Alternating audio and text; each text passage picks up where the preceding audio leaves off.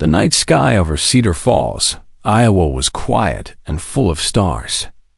The summer heat had finally broken, and a cool breeze moved through the wheat fields that stretched for miles in every direction. It was the kind of night where nothing ever happened. Then the sky caught fire. Danny Cole was driving home from his shift at the county hospital when he saw it. A streak of orange and white cut across the darkness, moving faster than any airplane he had ever seen. It was not falling like a meteor. It was trying to fly, trying to control its descent, and failing.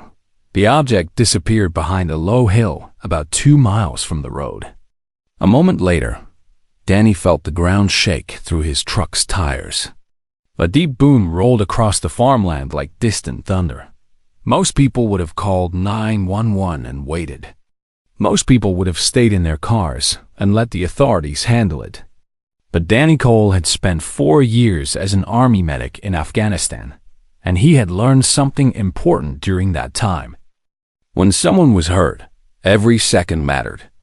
Every moment of waiting could be the difference between life and death. He turned his truck off the main road and drove toward the crash site. The wheat fields had been cut in half by a long trench. The object had hit the ground at an angle and skidded for almost half a mile before coming to rest against a small rise. In the moonlight, Danny could see that it was not an airplane. It was not a helicopter. It was not anything he recognized.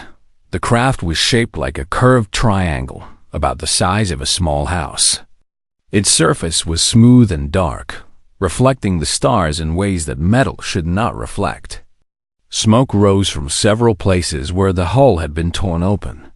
Strange lights flickered inside, casting shadows that moved in ways Danny did not understand. He stopped his truck and got out. The air smelled like burning plastic and something else, something sharp and chemical that he could not identify. He grabbed his medical bag from the back seat. Whatever was inside that craft, whatever had crashed here in the middle of Iowa, someone might need help. Danny walked toward the wreckage. His boots crunched on the broken wheat stalks. His heart was beating fast, but his hands were steady.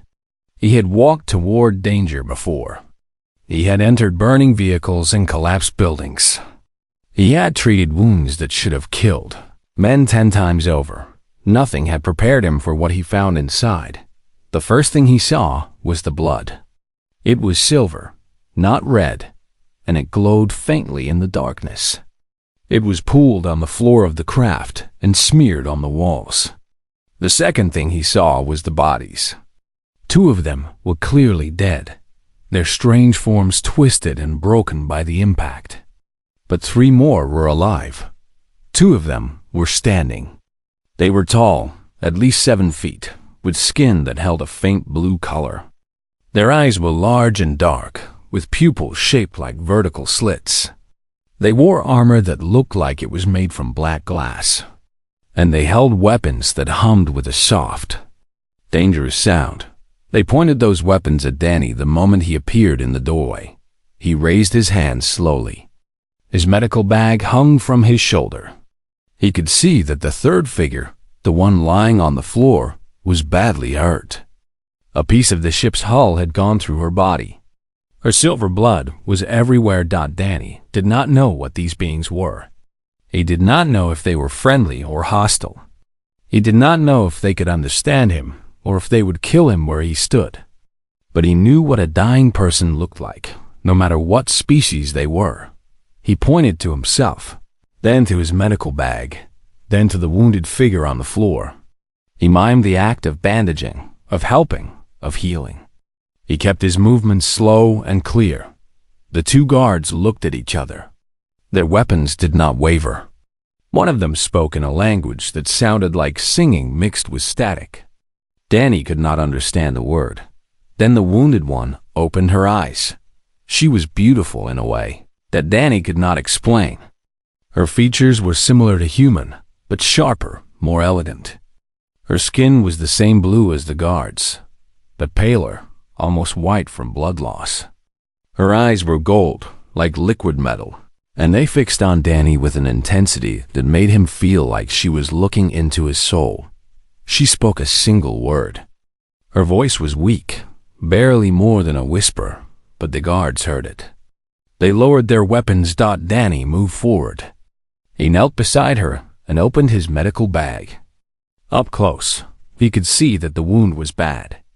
The metal fragment had gone through her lower abdomen and was still embedded there. Her blood was pooling faster now. Her breathing was shallow and irregular. He did not know her anatomy. He did not know if his human medicine would help or hurt her. He did not know anything about her species, her biology, her needs. But he knew that if he did nothing, she would die. So he did something. He started with the basics. Stop the bleeding. Stabilize the wound. Keep the patient calm. He pulled out gauze and bandages and worked around the metal fragment, packing the wound to slow the blood loss.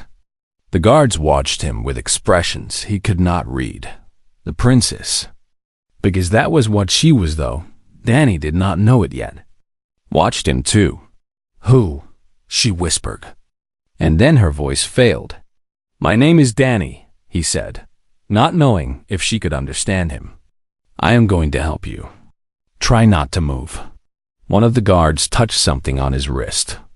Suddenly, Danny could understand him. "What are you?" The guard demanded. "What species? What world?" "Human," Danny said without looking up. "Earth, this world. Now be quiet and let me work." The guard seemed shocked that Danny had spoken to him that way. But he did not interfere. Danny worked through the night. He cleaned the wound as best he could.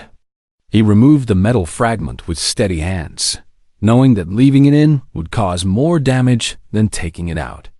He sutured the wound closed using techniques he had learned in the army. Techniques meant for keeping soldiers alive in the worst conditions. The princess lost consciousness several times.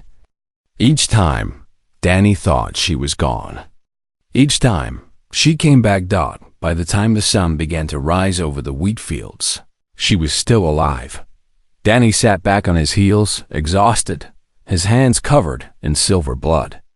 The guards were still watching him. Their expressions had changed. The suspicion was still there, but now it was mixed with something else. Respect. She will live? One of them asked.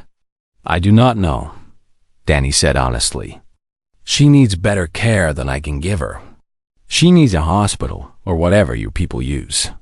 Our ship is destroyed. Our communications are damaged. We cannot call for help." Danny looked at the wounded princess, then at the guards, then at the ruined ship around them. "Then, I guess we need to figure something out," he said. "Because I did not spend all night saving her life just to watch her die now." He did not know it yet, but those words would change everything. They would change his life, his world, and the fate of 2 civilizations. But that was still to come. For now, all Danny knew was that he had a patient who needed him, and he was not going to let her down. The sun rose over Cedar Falls and painted the wheat fields gold. Danny Cole sat beside his patient in the wreckage of the alien ship, watching her breathe. Each breath was a small victory. Each moment she stayed alive was another moment he had bought her. But he knew it was not enough. The 2 guards had introduced themselves through their translation devices. The larger one was called Torvik. He was older, his blue skin marked with faint scars, and he moved with the careful grace of a trained warrior. The smaller one was Villain. He was younger and more nervous, and he kept checking a device on his wrist that showed readings Danny could not understand. "Her condition is getting worse," Villain said. "The contamination in her blood is spreading." "What contamination?" Danny asked. Torvik pointed to the metal fragment that Danny had removed from the princess. It lay on the floor of the ship, still covered in silver blood. "This alloy, it is not from our ship. It was salvaged from debris we collected in space. There is a coating on it, something toxic to our biology. It is breaking down in her bloodstream. Danny picked up the fragment and looked at it closely. It was lighter than any metal he knew, but there was something familiar about its shape. He turned it over in his hands and saw markings on one side. Letters. English letters. "This is from a satellite," he said. "A human satellite. We put these in orbit around our planet. We did not know it was dangerous," Velen said. "We use salvage materials for minor repairs. The coating on your satellites is toxic to Volanthi blood." Danny felt sick. The princess was dying because of something his own species had made. Something that was probably designed to protect the satellite from radiation or heat. And that same protection was now poisoning her. "Can you remove it from her blood?" he asked. "Filter it out?" "We do not have the equipment," Torvik said. "Our medical supplies were destroyed in the crash. We have bandages and basic treatments, but nothing that can clean her blood." Danny thought hard. He remembered something from his training, something about heavy metal poisoning. There was a treatment called chelation therapy that could remove toxic metals from the bloodstream. He did not have the equipment for that either, but he knew the principles. He needed help. "I have a friend," he said. "A nurse. She works at the county hospital. She can bring supplies. You want to bring another human here?" Torvik demanded. "We do not know if your species can be trusted." "You do not have a choice," Danny said. "I have done everything I can with what I have. If you want her to live, we need more help." Torvik and Velen looked at each other. They seemed to communicate without words, just with their eyes. Finally, Torvik nodded. "Call your friend. But if she betrays us, if she brings soldiers or authorities, we will defend our princess with our lives." "She will not betray you," Danny said. "I trust her with my own life." He took out his phone and called Maggie Sullivan. Maggie was 36 years old and had been a nurse for 12 years. She had seen a lot of strange things in her career. She had treated gunshot wounds and drug overdoses and farming accidents. She had held the hands of dying patients and celebrated with those who recovered. Nothing had prepared her for what she found in the wheat field.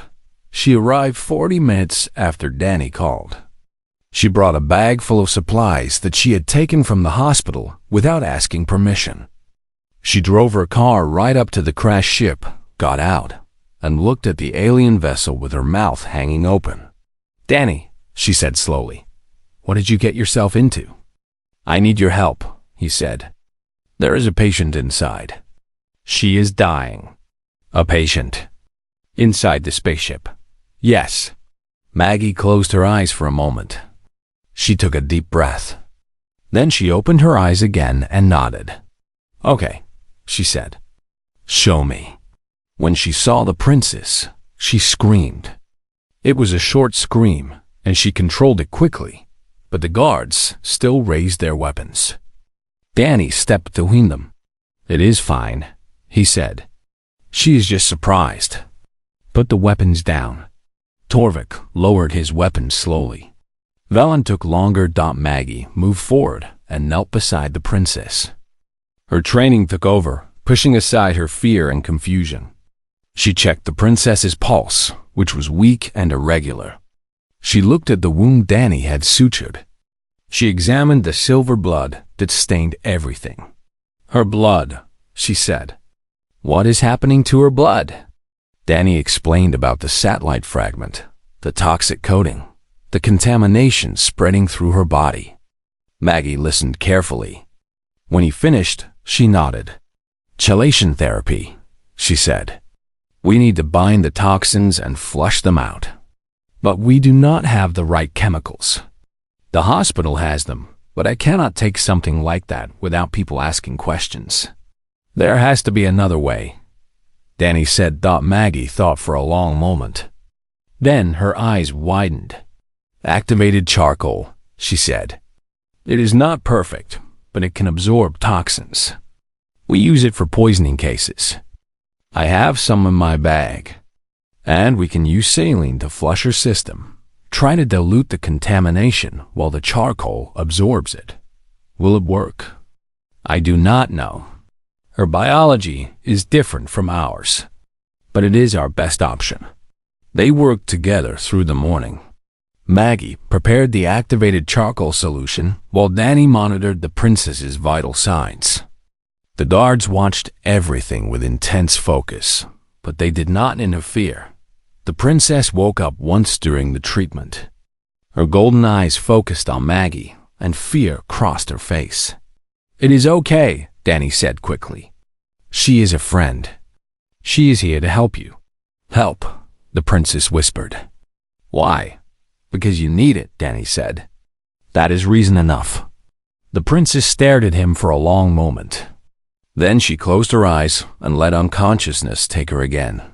The treatment was not easy. The princess's body reacted badly at first, her temperature rising and her breathing becoming shallow. Maggie adjusted the dosage, working carefully, treating her like any other patient, even though she was anything but. By noon, something changed. The princess's breathing became more regular. Her pulse grew stronger. The silver blood that seeped from her wound began to slow. "I think it is working," Maggie said. She sounded surprised. "You think?" Danny asked. "Her body is fighting back now. Before, her immune system was overwhelmed. The contamination was spreading faster than she could heal. But now she is gaining ground. I do not know if it is the charcoal or the saline or just her own biology, but she is getting better." Danny let out a breath he had not realized he was holding. Torvek stepped forward. His expression was different now. The suspicion was gone, replaced by something that looked like wonder. "In 200 years of contact with other species," he said, "I have never seen a primitive render aid to a Volante Royal without first demanding payment to a leverage." "We are not primitive," Maggie said, her voice sharp. "You have not achieved faster than light travel. By galactic compact standards, you are classified as a primitive species." Torvik paused. "But perhaps the standards are wrong." Danny ignored the insult. He was too tired to argue about classifications and standards. All he cared about was that his patient was alive. "She needs rest," he said, "and we need to figure out what to do next. We cannot stay here. Someone will find the crash site. Where do you suggest we go?" Velen asked. Danny thought about it. He thought about his brother Pete, who owned a farm a few miles away. Pete had a barn big enough to hide a small spaceship. Pete was also the kind of person who asked questions later if he asked them at all. "I know a place," Danny said, "but we need to move fast before anyone else sees this." The guards agreed. They had no other options. It took them 3 hours to move the ship. The Volante craft was damaged, but still functional enough to fly at low altitude. Torvek piloted it while Danny drove ahead in his truck, making sure the roads were clear. They reached Pete's farm just as the afternoon sun began to sink toward the horizon. Cole was standing on his porch when they arrived. He watched the alien spaceship land in his back field with the same expression he might use for a particularly interesting cloud formation. "Danny," he said when his brother got out of the truck, "you want to explain what is going on?" "It is a long story," Danny said. "Can we use your barn?" Pete looked at the spaceship. He looked at the blue-skinned aliens climbing out of it. He looked at his brother, covered in silver blood and exhaustion. "I will put on some coffee," he said. "Sounds like we are going to need it." That night, as the princess slept in the barn and the guards kept watch, Danny sat on Pete's porch and stared at the stars. Somewhere up there, beyond the familiar constellations, was an empire that spanned 9 star systems. An empire that had just become very real to him. He did not know what would happen next. He did not know if he had done the right thing, but he knew that he would do it again. 3 days passed. The princess grew stronger with each sunrise. Her name was Elindra, and she was the only daughter of the Volanthi Emperor. She ruled no territory of her own, but her voice carried weight in the councils of 9 star systems. She was a diplomat, a negotiator, and according to Torvak, the best hope her people had for peace. She was also, Danny learned, very curious about humans. "You have no genetic modifications," she said on the 3rd morning, sitting up in the makeshift bed they had made for her in the barn. "No cybernetic enhancements. No psionic abilities." "No," Danny said.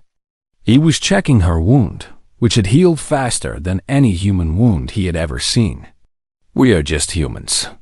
Yet you came to help me without hesitation. You did not calculate the risks. You did not consider the possible rewards. You simply acted." "That is what people do," Danny said. "When someone is hurt, you help them." "That is not what most species do," Alendra said. "Most species calculate. They weigh the costs and benefits. They consider what they might gain before they risk anything." Danny shrugged. "We are not most species." Alendra smiled. It was the first time he had seen her smile, and it changed her whole face. She looked younger, more alive, more human in a strange way. "No," she said. "You are not." Over the next few days, Danny learned more about the galaxy than he had ever imagined. Alendra told him about the Volanthi Empire, about its history and its culture. She told him about the other species in the Galactic Compact, the alliance that kept peace between the major powers. And she told him about the Crethani Dominion. "They are conquerors," she said, her voice growing cold. "They believe that strength is the only virtue, that the weak exist to serve the strong. They have been expanding their territory for centuries, absorbing smaller species into their empire. And now they want war with the Volanthi. Why?" Danny asked. "Because we stand in their way. We protect the smaller species. We negotiate instead of conquering. They see us as weak, as obstacles to be removed." "And they tried to kill you?" "They have tried many times. I was traveling in secret to a diplomatic summit. They found out and attacked our ship. We barely escaped to your world." She paused. "But they will not give up. They will be searching for me. And when they find me, they will come." Danny absorbed this information. He looked around the barn, at the damaged spaceship that barely flew, at the 2 guards who had not slept in days, at the princess who was still recovering from her wounds. "Then we need to be ready," he said. He started making calls. His old army buddy Chris Martinez arrived the next day. Chris was 38 years old and had been a ranger before leaving the military. He now worked as a security consultant, which was a fancy way of saying he knew how to prepare for trouble. "Let me get this straight," Chris said, after Danny explained the situation. "Aliens, spaceship, princess, bad guys coming to kill her." "That is about right," Danny said. Chris looked at the barn. He looked at the aliens. He looked at Danny. "I knew retirement would be boring," he said. "Tell me what you need." Over the next 2 days, they prepared. Chris brought weapons and equipment from his personal collection. Pete reinforced the barn and set up a perimeter around his property. Maggie arranged to take time off from the hospital so she could stay and help with the princess's recovery. Danny coordinated everything. He felt like he was back in the army, preparing for a mission in hostile territory. The difference was that this time, the stakes were higher than anything he had faced before. Alendra watched the preparations with growing wonder. "Your people," she said to Danny one evening. "They came because you asked them to." "They are my friends," Danny said. "My family. But they know the danger. They know that the Crethani are coming. They know that they could die. They know. And still they stay." Danny looked at Chris, who was teaching Velen how to use a hunting rifle. He looked at Pete, who was welding armor plates onto his truck. He looked at Maggie, who was cataloging medical supplies with the efficiency of someone who had worked in emergency rooms for years. "That is what humans do," he said. "We do not abandon our own." Alindra was quiet for a long moment. When she spoke again, her voice was soft. "The Crethani studied your species years ago.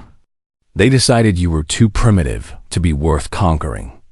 Too aggressive, too unpredictable, too difficult to control. They marked your world as a quarantine zone, a place to be avoided." "That sounds like an insult," Danny said. "I do not think it was meant to be. I think it was meant to be a warning." She looked at him with those golden eyes. "But now I understand what they truly meant. Your species is dangerous, not because of your weapons or your technology, but because you do not give up. You do not calculate the odds. You simply fight with everything you have for the people you care about. Is that a bad thing?" "No," Alindra said. "I think it might be the most valuable thing in the galaxy." On the fourth night, Velen's sensors detected something. He came running into the barn with his face pale and his eyes wide. "A ship," he said. "Crethani. It just entered your atmosphere." Everyone stopped what they were doing. Danny felt his stomach drop. "How long until they find us?" he asked. "They are scanning for Volanti life signs. We have hidden the princess as well as we can, but Crethani sensors are advanced. Ours may be less." Chris stepped forward. "Then we need to move. Get the princess out of here." "Where?" Torvik demanded. "Our ship can barely fly. We cannot outrun a Crethani warship." "We do not need to outrun them," Danny said. His mind was racing, planning, calculating. "We just need to buy time." "Velen, how long until help arrives?" "You sent a distress signal, right?" "Yes, but Volanti ships are days away. The nearest cruiser cannot reach us in time." "Days. They had hours." Danny looked at his friends. He looked at the princess, who had risen from her bed and was standing with her guards. He looked at the alien spaceship that might be their only chance of escape. "Here is what we are going to do," he said. "Chris, Pete, you are with me. We are going to create a distraction. Draw the Crethani away from the farm. Maggie, you stay with the princess. Help Torvak and Velen get the ship ready to fly." "Danny," Maggie started. "We are not running away," Danny said. "We are giving them a chance to escape. That is the mission." Chris nodded slowly. "Just like old times. Just like old times." Alindra stepped forward. "You cannot do this. The Crethani will kill you." "Maybe," Danny said. "Maybe not. Humans are hard to kill. You are insane. We have been called worse." He took her hands in his. Her skin was cool, smooth, different from human skin, but not unpleasant. Her golden eyes were bright with something that might have been tears. "You saved my life," she said. "Let me save yours. Stay with the ship. Come with us." "Someone has to buy you time," Danny said. "And I am not going to let you die. Not after everything we went through to keep you alive." Alindra stared at him for a long moment. Then she did something that surprised him. She leaned forward and pressed her forehead against his. It was a gesture of respect, he would later learn. A gesture reserved for warriors and honored friends. "If you survive," she whispered, "my father will want to meet you." "Then I guess I better survive," Danny said. He let go of her hands and walked to where Chris and Pete were waiting. They had loaded their trucks with weapons and supplies. They had prepared for a fight they knew they could not win. "Ready?" Danny asked. "Ready," Chris said. Pete just nodded. He was not a man of many words, but his silence spoke volumes. They climbed into their trucks and drove into the night. Behind them, the barn grew smaller. The princess watched them go, her golden eyes shining in the darkness. Somewhere above them, hidden by clouds, a Crethani warship was hunting. and 3 humans were driving straight toward it. The Crethony warship descended through the clouds like a predator hunting prey. It was larger than the Volanti shuttle, shaped like a curved blade and covered in armor that absorbed the moonlight. Weapons bristled along its hull. Danny watched it from a ridge about a mile from Pete's farm. His truck was hidden behind a stand of trees. Chris and Pete were positioned at other points around the valley, forming a loose triangle around the alien vessel's projected landing zone. "They are landing," Chris said through the radio they were using. 6 hostiles. "No, wait. 8. Equipment?" Danny asked. "Scanning gear. Weapons that look like rifles. They are spreading out." Danny watched the aliens emerge from their ship. The Crethini were taller than the Volanti, with thick gray skin and faces that looked like they had been carved from stone. Their eyes glowed red in the darkness. They moved with the confidence of soldiers who had never lost a fight. They had never fought humans before. "Wait for my signal," Danny said into the radio. "Let them get close to the farm. The farther they are from their ship, the better." "Copy," Chris said. "Copy," Pete said. The Crethony spread out across the fields. Their scanning equipment hummed as they searched for Volanti life signs. They moved toward the farm, toward the barn where the princess was hiding. Danny waited. His heart was pounding, but his hands were steady. He had felt this way before in Afghanistan, waiting for the right moment to spring an ambush. The training never really left you. The Crethony were halfway to the farm when Danny gave the signal. Now, 3 things happened at once. Pete's truck burst out of the tree line on the east side of the valley. He had mounted a spotlight on the roof, and he turned it on, flooding the field with blinding white light. The Crethini spun toward him, raising their weapons. Chris opened fire from the west. He was not aiming at the Crethony themselves. He was aiming at their scanning equipment, the devices they were using to track the princess.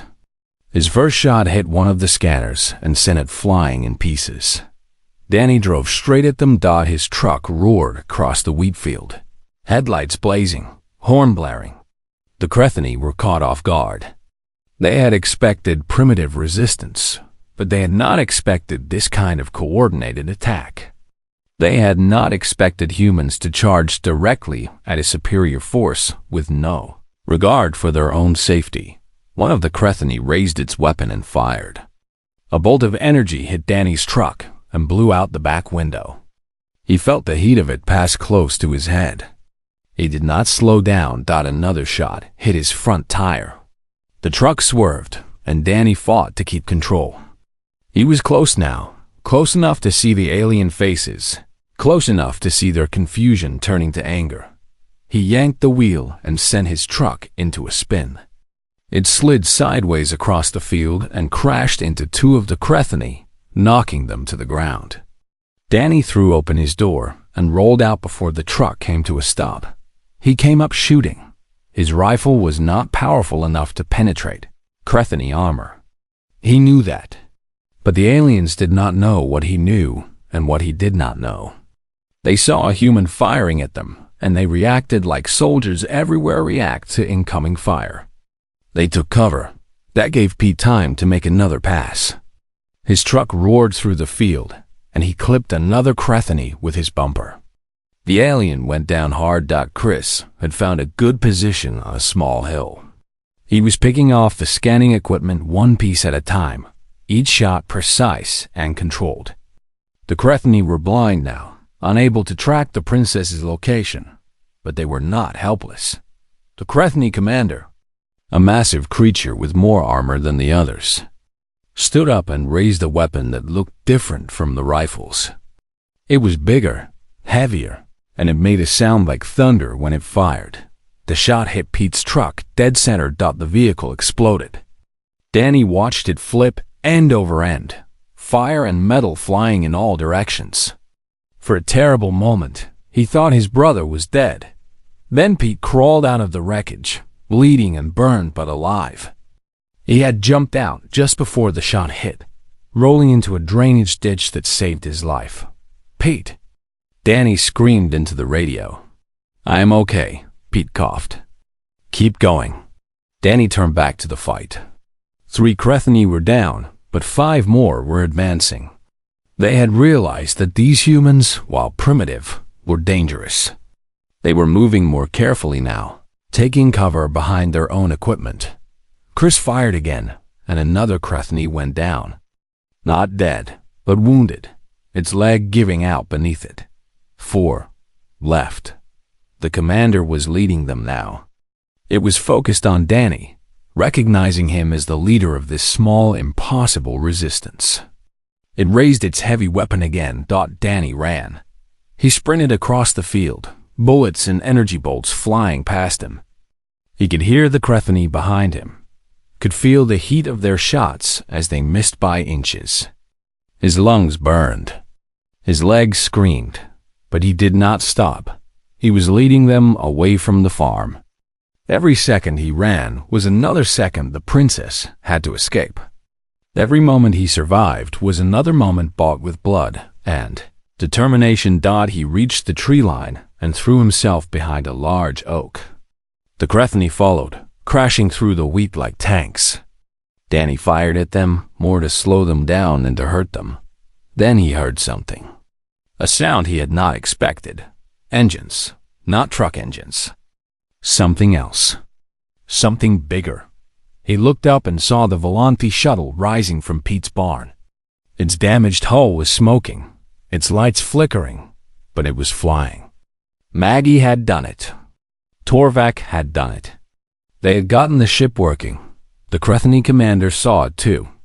It roared in anger and turned away from Danny, running back toward its own ship.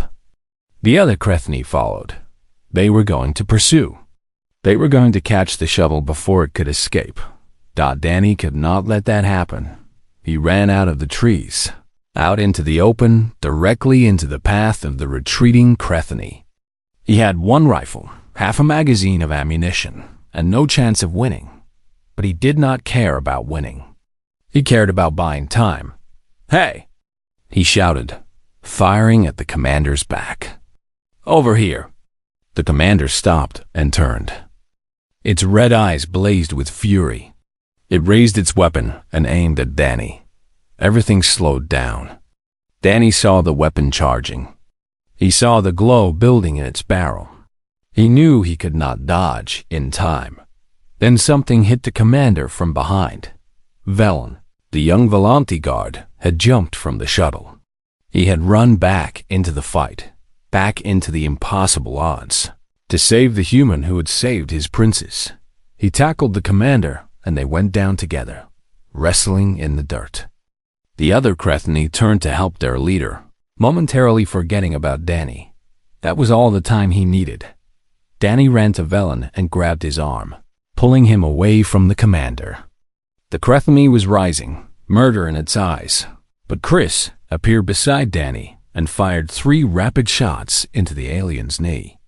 The commander went down again, howling in pain. "Time to go," Chris shouted. The shuttle was descending again, its ramp extended. Maggie was at the controls, and Danny had never been happier to see anyone in his life. He pushed Velen toward the ship and helped Pete, who was limping badly, climb aboard. Chris provided covering fire until they were all inside. The ramp closed. The engines roared, and the shuttle climbed into the sky, leaving the burning wheat field and the furious Crethini behind. Danny collapsed against the wall, breathing hard. His shoulder was bleeding where an energy bolt had grazed him. His whole body ached. But he was alive. The princess was there, her golden eyes wide with something that looked like shock. "You came back," she said to Velen. "You came back for him." Velen nodded, looking exhausted. "He came for you. I could not let him die for that."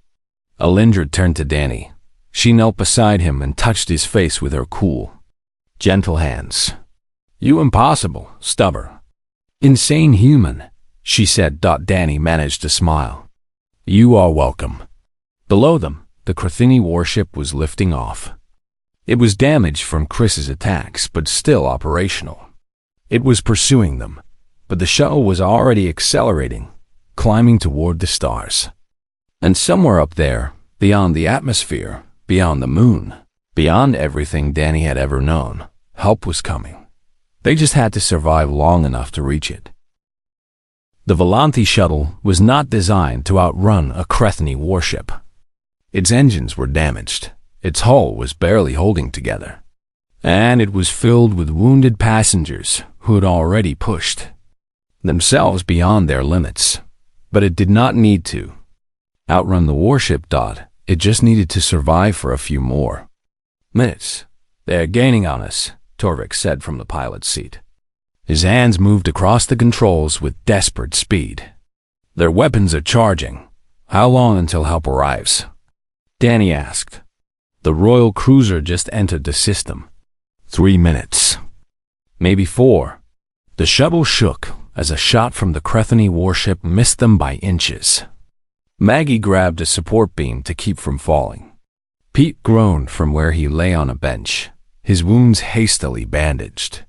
"We are not going to make it," Chris said. He was standing at the window, watching the pursuing ship grow larger. "We will make it," Danny said. "How do you know?" "Because we did not come this far to fail." Another shot hit the shuttle. This one did not miss. The whole ship shuddered, and warning lights flashed across every panel. Smoke began to fill the cabin. "Hull breach in the rear section," Velen shouted. "We are losing atmosphere."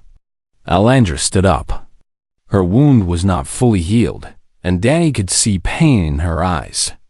But her voice was steady. "Everyone to the front cabin. Seal the doors behind us." They moved. Danny helped Pete walk while Chris supported Maggie. Torvak stayed at the controls, fighting to keep the shuttle flying. Velen sealed the doors as soon as everyone was through. The smoke stopped spreading, but the shuttle was still losing altitude. They were going to crash again, Danny realized. Just like the first time, except now there was no wheat field to land in. There was only the hard ground rushing up to meet them. "Torvik," Alendra said. "Can you hold it together?" "I will try, my lady." "Do better than try." Torvak's jaw tightened. He poured everything he had into the controls, fighting the damaged ship with skill born from decades of training. The Crethani warship fired again. This time, the shot hit them square. The world exploded into light and sound and pain. Danny was thrown against the wall, and he felt something crack in his chest. Maggie screamed. The lights went out. When Danny opened his eyes, he was lying on the floor of the cabin. Everything was dark, except for emergency lights that cast everything in red. The shuttle was not moving anymore. "Is everyone alive?" He called out. Voices answered. Maggie, Chris, Pete, Velen, Alendra. They were all still there. Torvik did not answer. Danny crawled to the pilot's seat. The old warrior was slumped over the controls, his blue skin pale, his breathing shallow. He had taken the worst of the impact. "Torvik," Danny said. "Stay with me? Did we make it?" Torvik whispered. "Did I save her?" Danny looked out the cracked window. They had crashed, but they were not on the ground. They had crashed on something else, something massive and silver that seemed to go on forever. The Royal Cruiser? It had arrived just in time. They had crash-landed on its hull. "We made it," Danny said. "You saved her." Torvik smiled. It was the first time Danny had seen him smile. "Good," the old warrior said. And then he closed his eyes. The next few hours were a blur. Danny remembered being carried through corridors that seemed to stretch forever. He remembered voices speaking in languages he could not understand. He remembered medical bays that made Earth hospitals look like caves. When he finally woke up properly, he was lying in a bed that was softer than anything he had ever felt. His wounds were healed. His broken ribs were whole. Even the old scars on his arms from Afghanistan seemed to have faded. The princess was sitting beside him. "You are awake," she said. "How long was I out?" "2 days. The doctors were amazed you survived it all. They said your species should not be able to withstand that kind of trauma. We are stubborn," Danny said. Double quotes. "Yes, you are." Alendra stood up and walked to the window. Outside, Danny could see stars. More stars than he had ever seen, arranged in patterns he did not recognize. They were far from Earth now, far from everything he knew. "My father is here," Alendra said. "He wishes to speak with you." "The Emperor?" "He came himself. His only daughter was nearly killed." "Of course he came." She turned back to face him. "Danny, what you did, what your friends did, it has changed everything. Word of your actions has spread across the compact. Every species is talking about the humans who charged into battle against the Crethani, with nothing but primitive weapons and courage. We were just trying to help," Danny said. "I know. That is what makes it so remarkable." The door opened, and the Emperor entered. He was old, far older than any human Danny had ever met. His blue skin had faded to almost gray, and he moved slowly, supported by a staff that hummed with gentle energy. But his eyes were sharp, and his presence filled the room like a physical force. "Danny Cole," the Emperor said. His voice was deep and resonant, and the translation device made it sound almost musical. "I have heard much about you." Danny tried to stand, but the Emperor raised a hand. "Rest. You have earned it." He sat down in a chair beside the bed. His ancient eyes studied Danny with an intensity that made him feel like every part of him was being measured. "My daughter tells me that you found her dying and chose to help. That you rallied your people to defend her. That you nearly gave your life in her service, knowing you had nothing to gain and everything to lose." "I am a medic," Danny said. "Helping people is what I do." "And that," the Emperor replied, "is precisely why I am here." He explained that the galaxy was not a peaceful place.